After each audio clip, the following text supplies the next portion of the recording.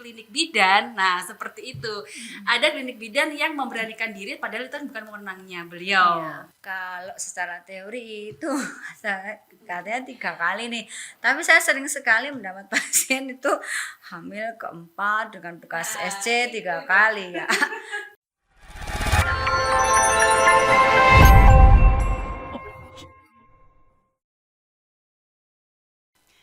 Assalamualaikum warahmatullahi wabarakatuh. Hai Sobat Sehat, selamat datang di podcast Sapa Sehat hari ini. Perkenalkan, nama saya Lingga Maika. Saya di sini sebagai host dari Sapa Sehat hari ini. Tema kali ini kita akan membahas tentang yang melekat khususnya pada kaum wanita nih. Dan mungkin sering ditanyakan juga oleh Sobat Sehat semua, boleh nggak sih melahirkan normal secara operasi? Daripada bertanya-tanya, yuk langsung aja kita kepada narasumber yang sangat luar biasa hari ini yang akan menjawab rasa penasaran teman-teman Sobat Sehat semua. Beliau adalah dokter spesialis obstetri ginekologi yang juga menjabat sebagai KSMF dari dokter spesialis obstetri ginekologi di Rumah Sakit Universitas Muhammadiyah Malang. Ya, langsung aja kita sambut beliau, Dr. Halidan Nilasari SPOG Konsultan. Assalamualaikum dokter, apa kabar? Waalaikumsalam warahmatullahi wabarakatuh, Mbak Lingga. Nggih, nah dok, ini kan Alhamdulillah kabar baik. Alhamdulillah, ini adalah tema yang sangat menarik buat kaum wanita dokter. Ya. Dan ini banyak pertanyaan sekali tentang persalinan normal setelah operasi sesar. Pertanyaan nih dok, apa sih yang menyebabkan ibu hamil diharuskan untuk melahirkan operasi sesar dokter? Ya, terima kasih atas pertanyaannya Mbak Lingga. Jadi sebetulnya tindakan operasi melahirkan itu pastinya harus ada indikasi ya. Indikasi itu ada 2, kita lihat dari bayi dan dari ibu. Jadi misalnya indikasi operasi kita lihat dari bayi. Misalnya pada saat kita observasi fase persalinan ternyata denyut jantung janin bayinya melemah. Itu berarti ada kegawat daruratan pada janin. Sehingga harus kita melakukan action ya. Ya, actionnya itu adalah melakukan tindakan operasi seksual cesaria bila pasiennya fase persalinan masih belum lengkap. Nah, itu begitu.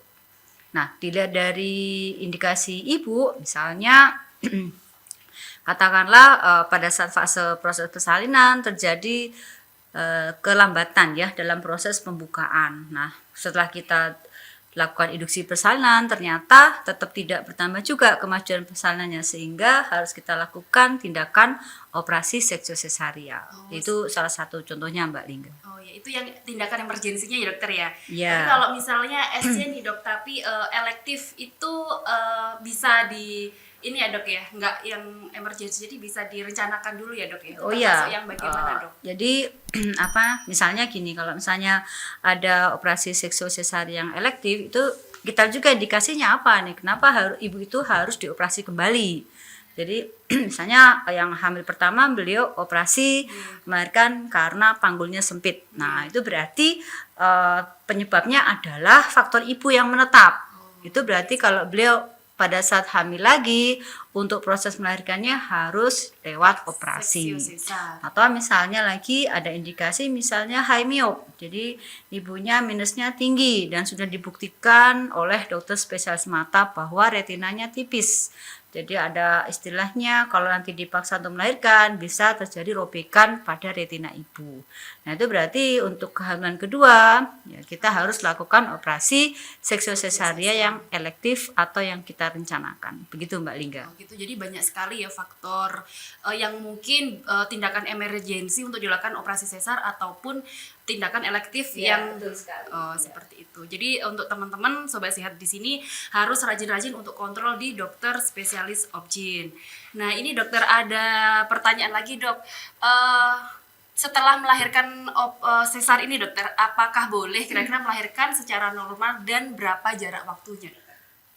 Jadi sebetulnya bila seorang perempuan hamil yang dulunya pernah operasi ya melahirkan itu kita bisa evaluasi ulang. Jadi tidak harus beliau harus operasi lagi. Jadi misalnya operasinya tindakan operasi yang dulu penyebabnya bukan yang menetap.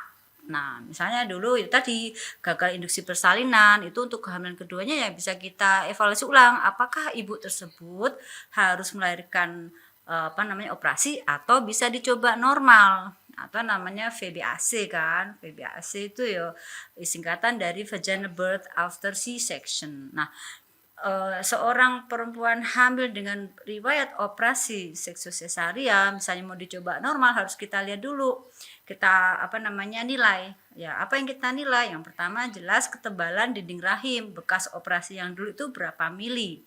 Satu, misalnya ketebalannya itu pada saat usia kehamilan 36 minggu ternyata ketebalannya masih di atas 3 mili, berarti kita bisa coba per vaginam atau coba normal.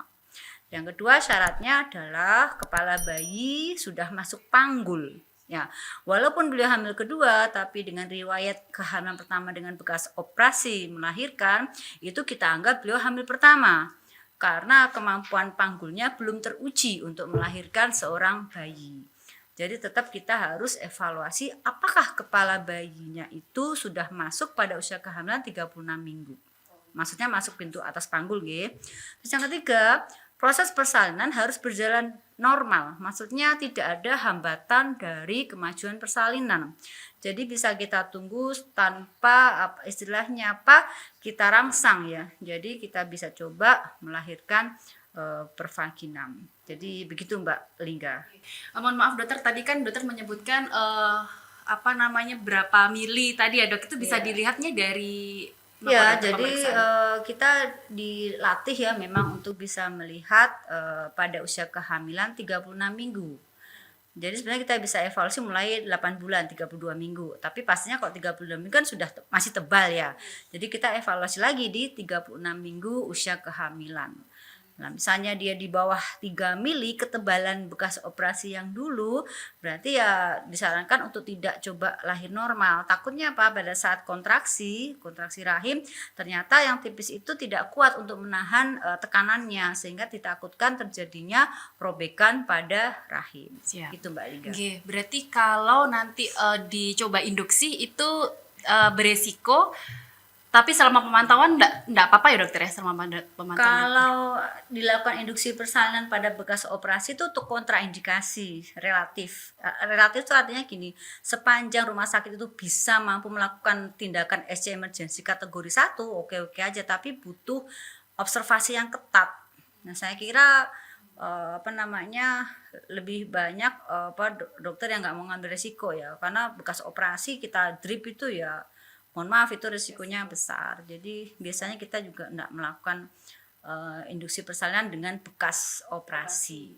Karena sangat risikonya sangat besar sekali ya. Jadi teman-teman sobat sehat jangan khawatir untuk VBAC atau vaginal birth after cesar ini sebenarnya bisa dilakukan tapi dalam pemantauan dokter ya. Jadi ketika misalnya dokter nih SPOG-nya misalkan tidak dianjurkan untuk VBAC, jangan dipaksa, karena ini banyak sekali dokter kadang tuh di klinik bidan. Nah seperti itu, ada klinik bidan yang memberanikan diri padahal itu bukan wewenangnya beliau. Sebenarnya itu tidak disarankan ya dok ya, seperti itu. Jadi sekali lagi setiap tindakan itu kita harus melakukan konseling. Jadi konseling, informasi, edukasi kepada pasien dan keluarga. Apa resiko yang bisa terjadi bila kita melakukan suatu tindakan. Jadi misalnya tindakan VBAC nih yang dipilih ya. Jadi harus kita konseling kepada keluarga dan pasien bahwa bisa terjadi komplikasi pada saat proses VBAC. Komplikasinya itu apa aja? Satu, karena kita tidak bisa mengontrol robeknya rahim itu. Jadi bisa aja pada saat terjadi proses persalinan itu tiba-tiba robek. Nah, jadinya kan ruptur uteri atau ruptur rahim. Nah, konsekuensi kalau terjadi ruptur berarti kan itu emergensi ya. Nah, itu bayi harus segera lahir, kalau tidak pasti terjadi pemutusan oksigen dari ibu ke janinnya. Sehingga itu tadi, jadi sebaiknya VBAC dilakukan di rumah sakit yang memang kemampuan tim poneknya bisa cepat. Artinya dalam 30 menit sudah harus ready. Begitu. Harus ready gitu ya teman-teman. Jadi untuk VBAC bisa dilakukan di rumah sakit. Oke, untuk pertanyaan selanjutnya dokter, katanya nih dok, kalau sudah persalinan SC 2 kali tidak bisa melahirkan secara normal lagi, bener gak sih dok? Ya, jadi sebetulnya Kalau secara teori memang sih 2 kali itu ya sebaiknya operasi lagi ya. Tapi sekali lagi misalnya masih tebal, dievaluasi pada usia 36 minggu, ya di atas 3 mili Iya. nih bekasnya operasi yang dulu ya Iya. saya kira tidak masalah. Yang penting diobservasi secara ketat Siap. dan di KIE kepada pasien dan keluarga. Pastinya komplikasi terjadinya ruptur lebih besar dibanding bekas operasi yang hanya 1 kali kan begitu. Nah, ya. Gitu ya. Dan ini untuk pertanyaan lagi dok, jika ada persalinan dalam jarak dekat yang mengharuskan untuk operasi sesar lagi, apakah rahim ibu masih aman dokter? Misal nih kurang dari 2 tahun gitu dok. Ya apapun ya bekas operasi itu harus tetap dievaluasi ketebalannya. Memang secara teori sih sebaiknya kalau bekas operasinya kurang dari 2 tahun, artinya bayi yang dilahirkan yang pertama itu belum 2 tahun, sebaiknya tidak boleh hamil kembali kan gitu ya. Makanya kenapa disarankan untuk ibu-ibu yang operasi melahirkan bayi itu disarankan untuk langsung melakukan kontrasepsi pasca salin. Itu lebih efektif ya.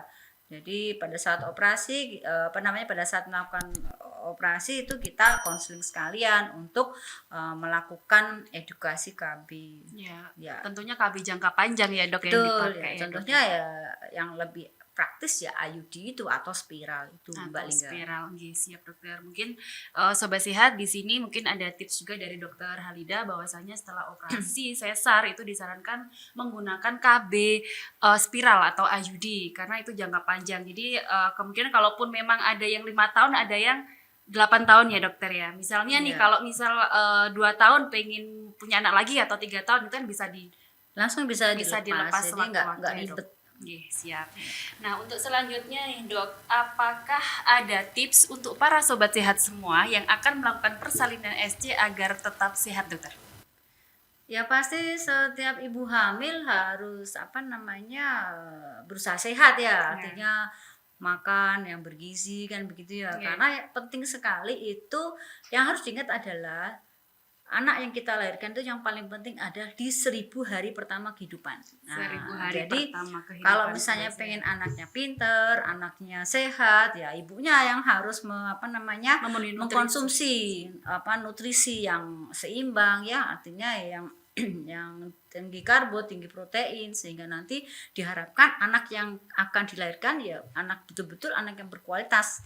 Nah itu pentingnya 1000 hari pertama kehidupan. Nah mulai kapan tuh 1000 hari pertama ya mulai sejak awal hamil sampai nanti bayi berusia 2 tahun. Nah itulah golden age-nya seorang anak. Nah, itu merupakan tanggung jawab seorang ibu.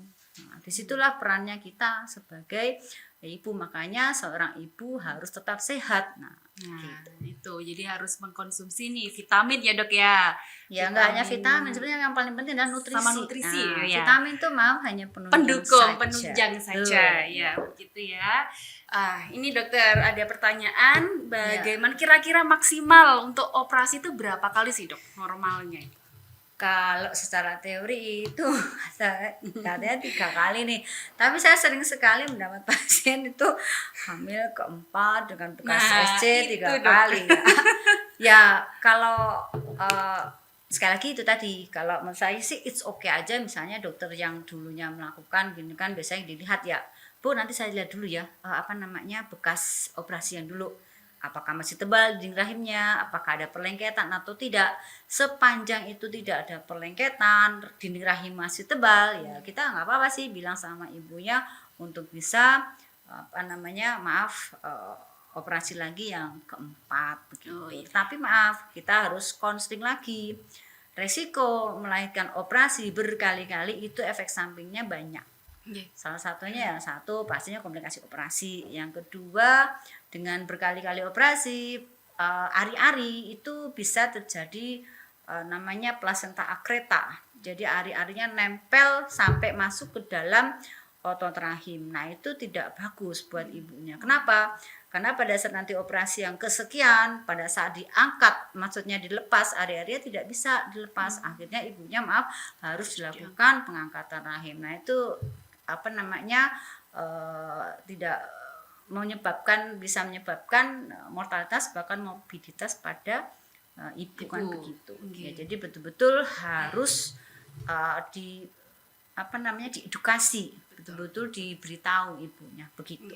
Gitu ya teman-teman ya, karena banyak sekali kasusnya seperti itu. Jadi kehamilan keempat dengan operasi sesar, di sini dokter banyak sekali kasusnya, dan dia ternyata plasentanya itu akreta. Nah, dan itu terlambat, terjadi perdarahan, akhirnya tidak tertolong juga. Itu ada kasus yang di luar seperti itu, sangat ngeri sekali. Jadi makanya untuk sobat sehat dengan persalinan FEBAC, selama itu masih diperbolehkan oleh dokter spesialis obstetrik ginekologi, monggo aja ya dokter ya. Tapi dalam memang boleh. pemantauan dan beliau tidak boleh, ya jangan dipaksakan gitu ya, karena itu sangat beresiko tinggi sekali. Dokter, ini pertanyaan lagi, jika mana sudah melahirkan 7 tahun nih dok, Operasi nggih, apakah bisa melahirkan secara normal dok? Ya itu tadi, misalnya ibunya bekas operasi ya dan lebih dari 2 tahun itu kan sebetulnya indikasi untuk lahir normal bisa ya, tapi kan harus kita lihat faktornya. Nah, faktornya apa nih? Kenapa seorang ibu 7 tahun yang lalu beliau dioperasi? Kalau faktor penyebabnya menetap, misalnya panggul sempit, katakanlah tinggi badan ibunya 140 lah, itu berarti kan penyebabnya beliau itu dioperasi adalah menetap. Nah, itu berarti ya sebaiknya ya jangan coba normal begitu. Nah, sobat sehat, apakah rasa penasaran Anda saat ini sudah terjawab? Tentunya sudah ya. Podcast Sapa Sehat kali ini harus berakhir. Terima kasih karena sudah menonton Sapa Sehat hari ini. Semoga podcast kali ini dapat menambahkan ilmu buat teman-teman semua. Jika ada pertanyaan, silakan untuk memberikan komentar di bawah ini, dan jangan lupa untuk subscribe, like, dan share channel YouTube UMM Hospital. Saya Lingga Maikasari dan Dr. Halida Nilasari, SPOG Konsultan, pamit undur diri. Wassalamualaikum warahmatullahi wabarakatuh.